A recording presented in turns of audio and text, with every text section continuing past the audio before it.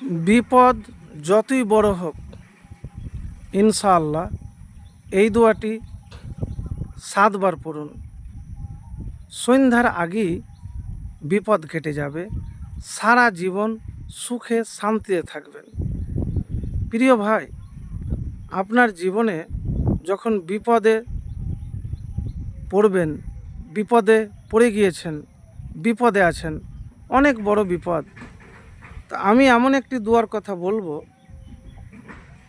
এই দোয়া যদি পাঠ করতে পারেন 7 বার, বা যতক্ষণ পর্যন্ত বিপদ আপনার জীবন থেকে না দূর হবে, তো বিপদ যতই কঠিন হোক, বড় হোক, ভেঙে পড়বেন না, হতাশ হবেন না।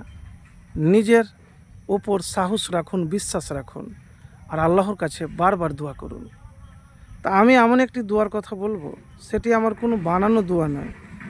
নবীজি সাল্লাল্লাহু আলাইহি সাল্লাম এই দোয়া আলী রাদিয়াল্লাহু তাআলা আনহুকে শিখিয়ে দিয়েছেন, যে তুমি যখন বিপদে পড়বে বা কোনো কষ্টেই পড়বে, তখন এই দোয়া পড়বে। তো সেই দোয়াটি কি? লা ইলাহা ইল্লাল্লাহুল আজিমুল হালিম, লা ইলাহা ইল্লাল্লাহু রব্বুল আরশিল আজিম, লা ইলাহা ইল্লাল্লাহু রব্বুস সামাওয়াতি ও রব্বুল আরজি ও রব্বুল আরশিল কারীম। আবারও দোয়াটি বলছি, স্ক্রিনে দেওয়া থাকবে। লা ইলাহা ইল্লাল্লাহুল আজিমুল হালিম, লা ইলাহা ইল্লাল্লাহু রব্বুল আরশিল আজিম, লা ইলাহা ইল্লাল্লাহু রব্বুস সামাওয়াতি ও রব্বুল আরজি ও রব্বুল আরশিল কারীম। ইবনে আব্বাস বলেন, রাসূলুল্লাহ সাল্লাল্লাহু আলাইহি সাল্লাম বিপদ বা কষ্টের সময় এই কথাগুলি বলতেন। বুখারী শরীফ 6346 নম্বর হাদিস। তো প্রিয় ভাই, জীবন থেকে বিপদ আপনার দূর হবে যদি নবীজি সাল্লাল্লাহু আলাইহি সাল্লামের এই হাদিসের প্রতি, কথার প্রতি বিশ্বাস থাকে। অনেক ভাই বলেন, আমি তো দোয়া করি কিন্তু আমার তো বিপদই কাটে না।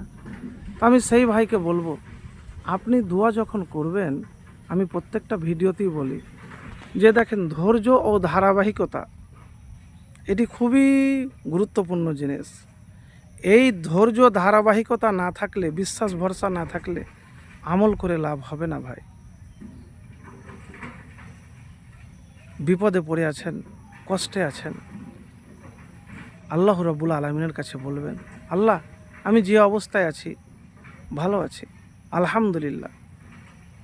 রব্বুল আলামিন, আপনি আলিমুল গাইব, আলিমুম বেজাতিস সুদূর, আমার হৃদয়ের আগে পরে সব আপনি জানেন।